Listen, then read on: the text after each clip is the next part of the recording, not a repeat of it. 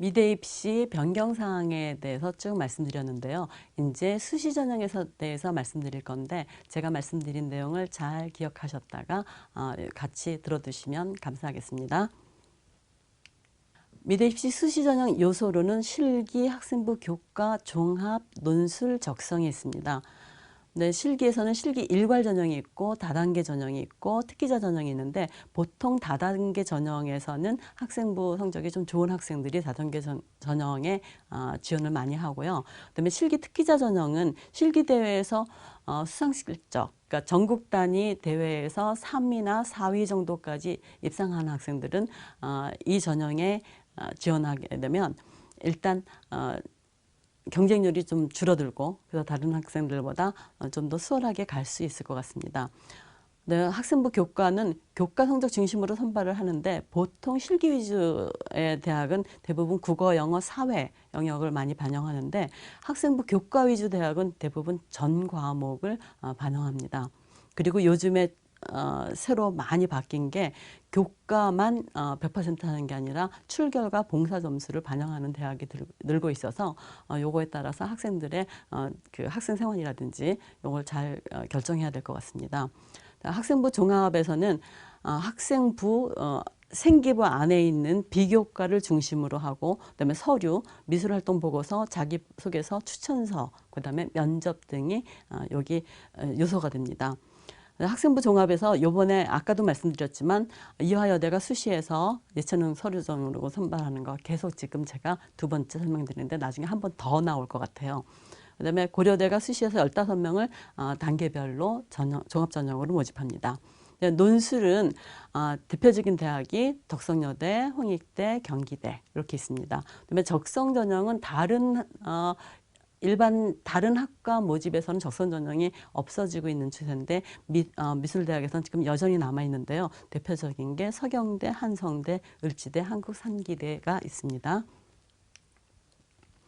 수시 전형 종류에 보면 실기 위주 전형과 비실기 전형이 있는데 실기 위주 전형에서 보면 실기 100% 전형, 그다음에 실기 학생부, 그다음에 특기자 전형, 실기 학생부 면접 전형이 있습니다. 거기 각각의 특징을 보면 실기 100% 전형은 그야말로 아무것도 안 들어가고 실기만 들어가기 때문에 여기에 몰려드는 인원이 굉장히 많아서 경쟁률이 거의 한 50대 1, 낮으면 35대 1 이 정도가 돼 있는데 그냥 일반적으로 생각했을 때 실기를 오래 한 학생들 그리고 실기 5% 안에 드는 학생들이 이 전형에 지원하는 게 좋다고 생각합니다.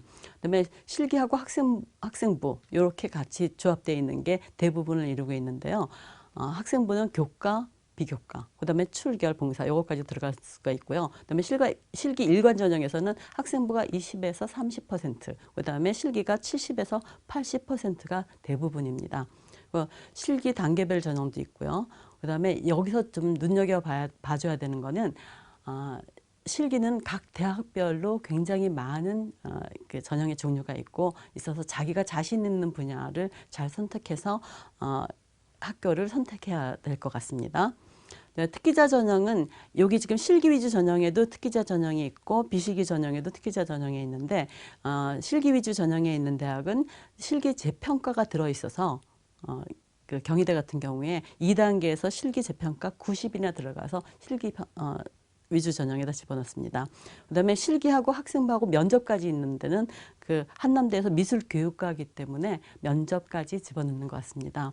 네, 비실기 전형을 보면 학생부 종합 전형이 대부분을 잇고 있고요. 주로 단계별 전형이고 또 아까 말씀드렸다시피 수능 최저가 있고요. 그다음에 학생부 극과 전형은 지금 제가 빨간 글씨로 써놓은 거는 출결하고 봉사가 점점 확대되고 있기 때문에 좀 기억해 두시라고 좀 빨간 글씨를 썼습니다. 그다음에 학생부 교과 전형은 교과 100, 그다음에 교과와 비교과, 그다음에 학생부하고 면접 이렇게 전형 종류가 있습니다.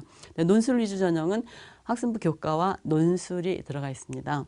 학생부 적성 전형으로는 아까 대표적인 대학이 뭐 서경대, 을지대 있다는데 이 적성 전형은 각 대학별로 보면 그 시험의 방식이라든지 이런 게 결정되어 있기 때문에 그런 걸 잘 보고 지원하기 바랍니다. 특기자 전형을 보면 대학이 별로 없긴 한데 이렇게 다양하게 있습니다.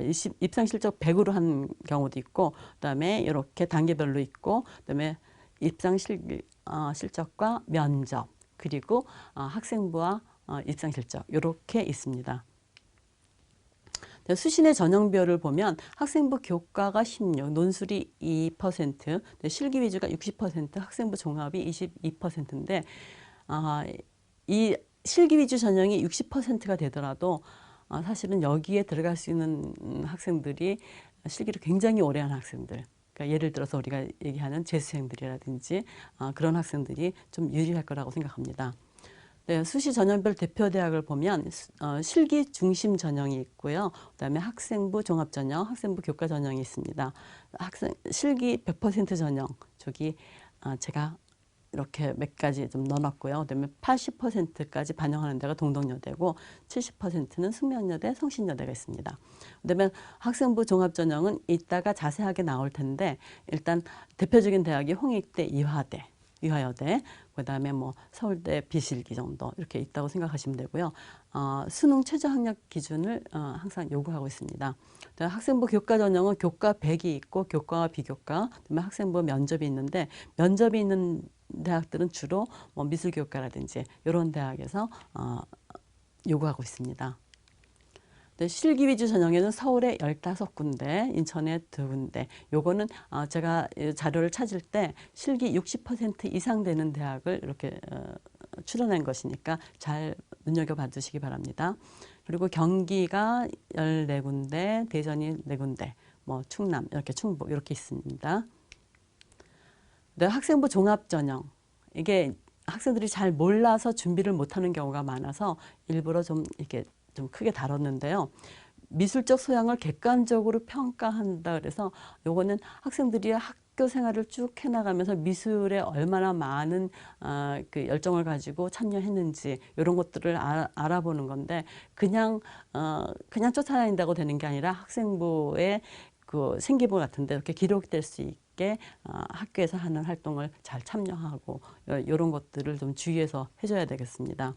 그래서 과정평가 중심 전형이라고 하고 여기에서 말하는 서류는 학교 생활기록부하고 미술활동 보고서, 자기소개서, 면접. 근데 미술활동 보고서가 들어가는 대학이 있고 자기소개서가 들어가는 대학이 있고 그렇습니다.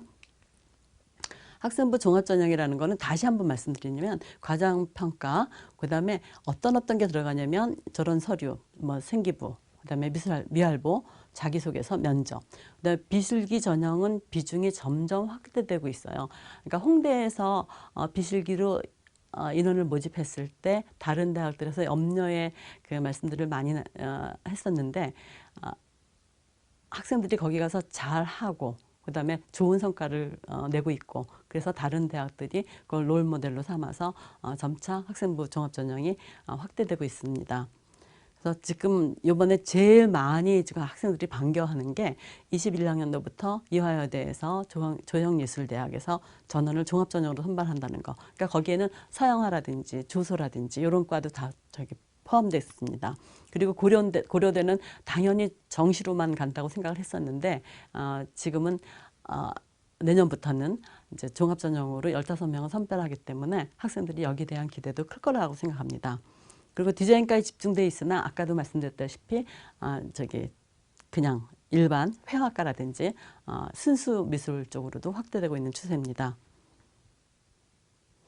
예, 학생부 종합전형에서 학생부, 생기부 내용 중에서 어떤 것이 종합전형의 서류로 들어가냐면 수상 경력 있고 창의적 체험 활동 있고 이렇게 쭉 있는데 이번 입시를 치르면서 제가 느꼈던 거는 뭐냐면 수상 경력이 비실기 전형으로 학생을 모집할 때 있어서 객관적으로 학생들의 실기 능력을 가늠할 수 있는 척도가 되기 때문에 수상 경력을 많이 보는 것 같다는 인상을 받았습니다.